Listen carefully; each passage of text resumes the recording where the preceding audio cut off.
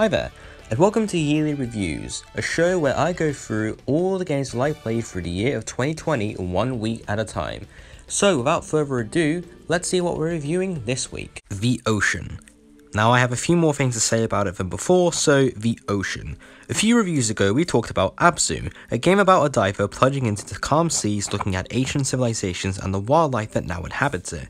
Abzu was a relatively calm and serene game, after all it was made by the people behind Journey, but while there is peace inside the ocean, it can be a great source of horror. You have a limited oxygen supply, you can barely outrun the things chasing you, and sometimes you may not be able to see what's in front of you depending on how dark it is, not to mention you have no idea what's lurking in the ocean. You can't see them, but they can see you. But what if you combine the horrors of the ocean with existential crises? Well then you have SOMA. SOMA follows a man named Simon Jarrett who is seeking treatment after an accident involving a car crash slightly messed with his brain. One day he goes in for tests from a man named David Munchie, in which he tests a prototype machine that is able to scan a person's brains. After the machine does its thing, Simon wakes up in a strange facility with nobody around to meet.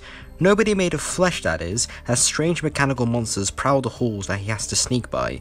It is discovered that the facility is entirely underwater, and Simon later meets with a woman named Catherine, who urges him to help her complete her grandest achievement, the Ark. So essentially, it's Amnesia the Dark Descent meets Bioshock, and the plot is basically this. You're at the bottom of the ocean!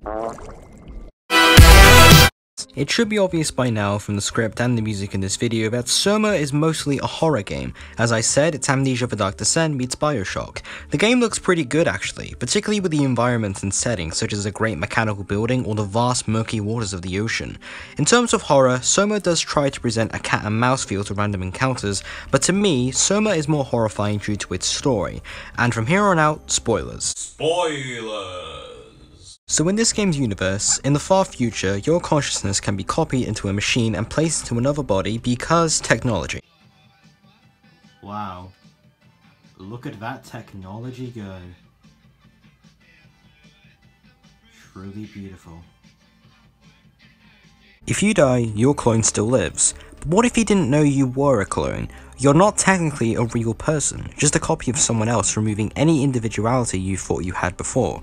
And that's why SOMA is horrifying to me, not due to seal behemoths, but due to an existential crisis that you have while playing it.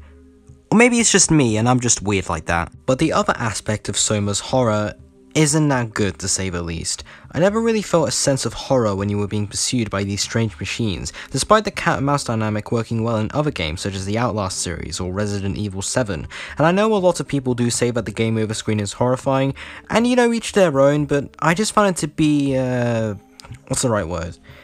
Hindrance?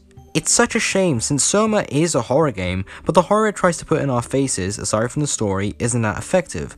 I think this is also because this game seems to be heavily inspired by Amnesia the Dark Descent, and if you remember my review on it a while ago, you'll remember my thoughts, which were essentially the same. The ocean itself is kind of a mysterious and unnerving place, so I really find it fascinating how some people can create an atmosphere of horror around it, with SOMA being no exception. It's a game that will try to scare you with your usual video game horror tropes and fails, but unintentionally scares you due to the story alongside it. Well, scares me. That, and it brings a certain calm eeriness to the ocean where others have failed. It's a blend of suspense, seawater, and of course, far future technology. You guys may not like this, okay? I have some rather pressing news. But this will be Daft Punk in 2021.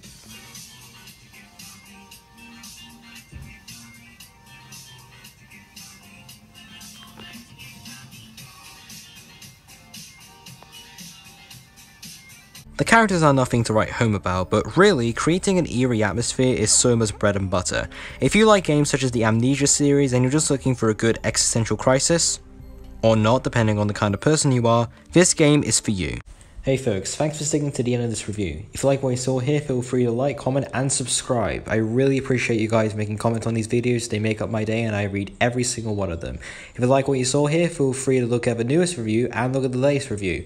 And if you want to watch more, feel free to hit that bell so you know when a new review drops. See ya and thanks for watching.